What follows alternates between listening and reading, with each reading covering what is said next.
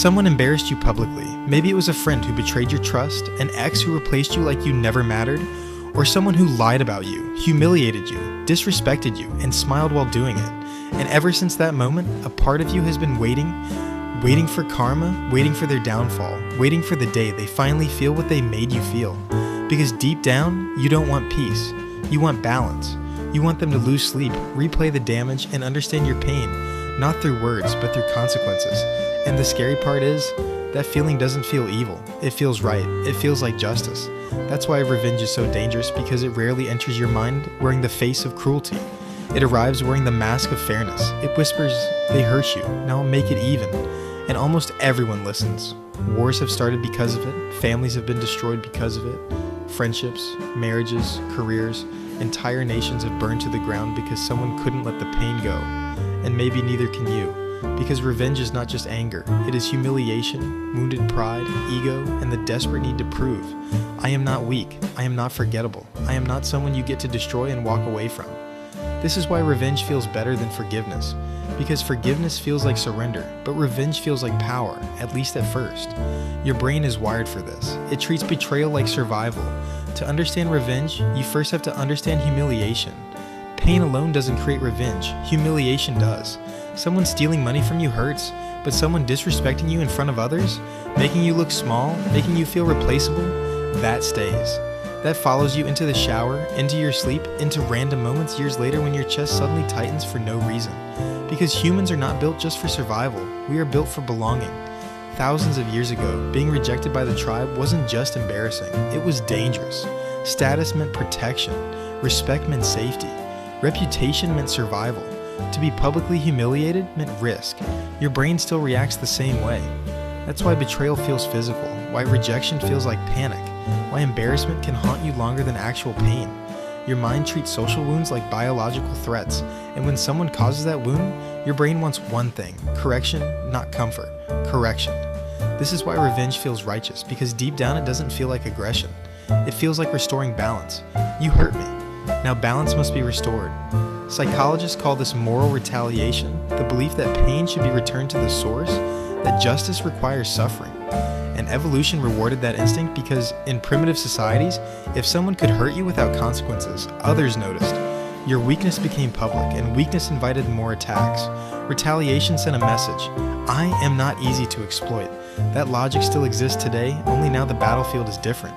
It's not the jungle. It's WhatsApp, Instagram, office politics, family drama, breakups, silent treatment, public humiliation disguised as just joking.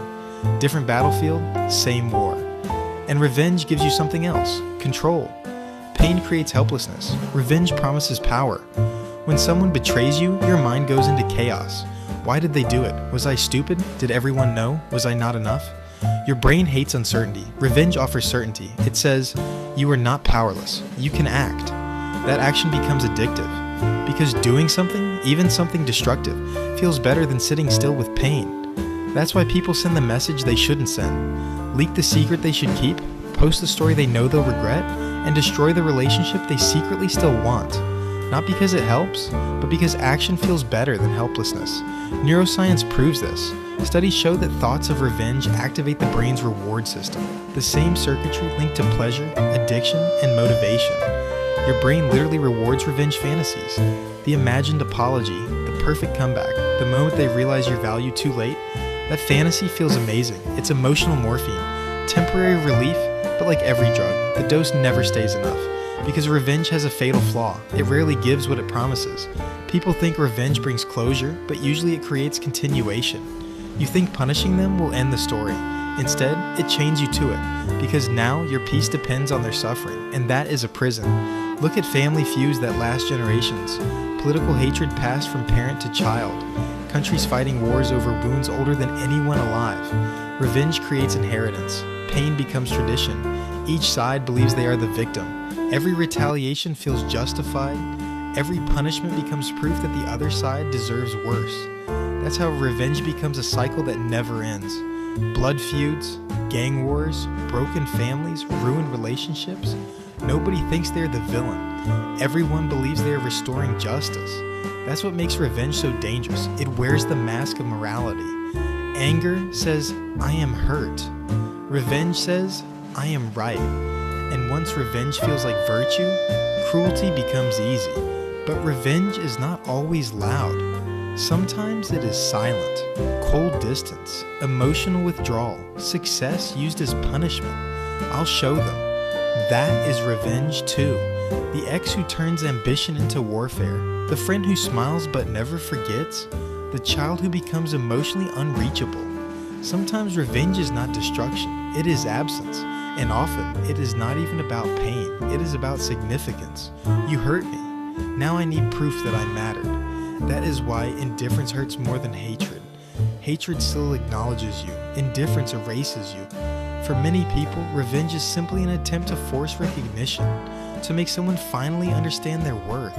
But here is the brutal truth. If your healing depends on someone else understanding your pain, you are still giving them control. That is not power. That is emotional dependence dressed as strength.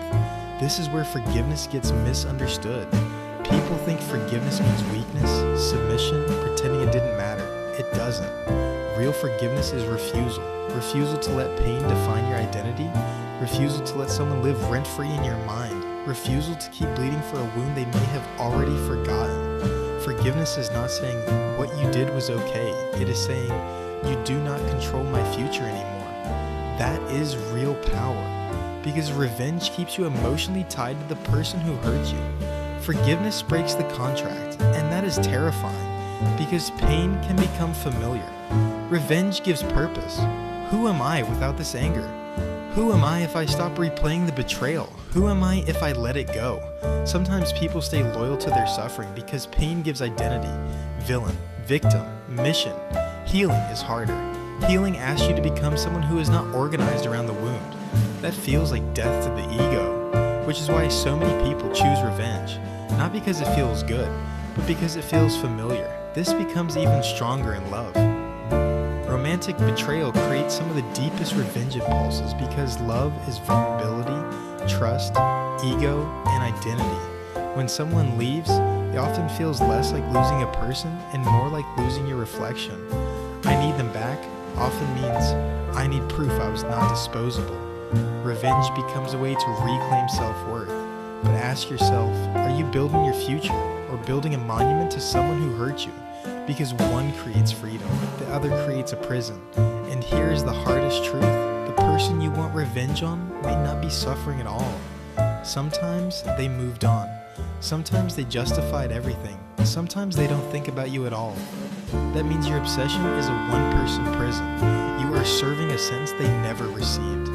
That is when you realize revenge is not power, it is attachment. And attachment to pain is still bondage. The strongest person is often not the one who strikes back. It is the one who no longer needs to. Not because they forgot, but because they outgrew the battlefield. Revenge feels like strength, but often proves captivity. Forgiveness feels like surrender, but often creates freedom. The brain wants revenge because it wants certainty. The soul wants peace because peace requires release. So yes, revenge feels better than forgiveness at first. It is immediate, addictive, emotionally satisfying. But so is poison if all you care about is the first taste. The real question is not whether revenge feels good. Of course it does. The real question is, what kind of life are you building around that feeling? One where your peace depends on punishment, or one where your future no longer needs your past to suffer? Because in the end, revenge is not really about them. It is about the wounded version of you, and whether that version gets to rule your life forever.